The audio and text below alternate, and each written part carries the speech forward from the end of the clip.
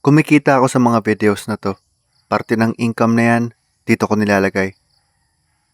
Bumili po ako ng 6 na kambing. Meron pa akong pinagkagastusan. Puntahan natin.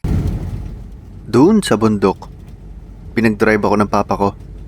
Ito na kasi ang araw ng harvest ng mga mais. Kasama namin ang pamilya ng caretakers ng lupa ng lolo at lola ko. Kailangan na daw mag-harvest dahil sa kakaulan. Daot sa hangin. Katong kusog kay hangin ba? Oo. Nakuan manggod ni siya sa ulan lagi, nadaot sa ulan. Kay siging ulan, butikunon. Sa tono ng pananalita nila, nag-expect ako na isang basket lang ang mauuwi namin. Oh well, let's begin. Flex ko lang saglit ang size nito.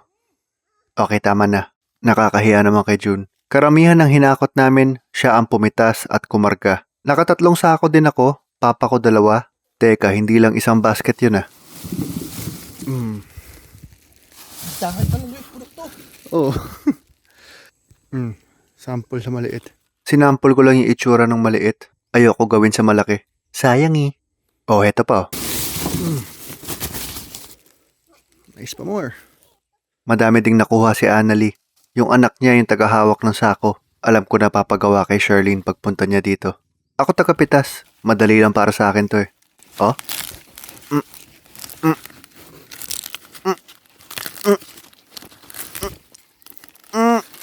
Okay. Madali lang. Last ko na to. Mais pa more.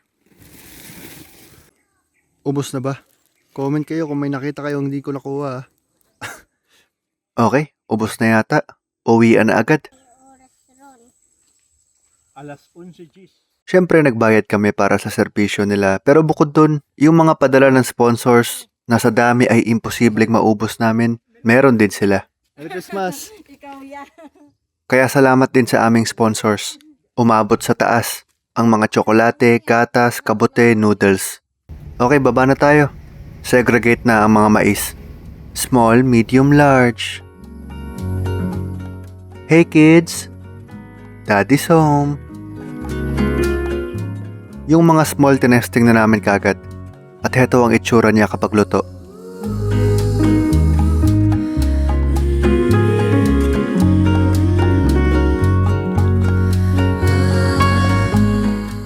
At yung pinagbalatan, napupunta kina George at kina Orwell.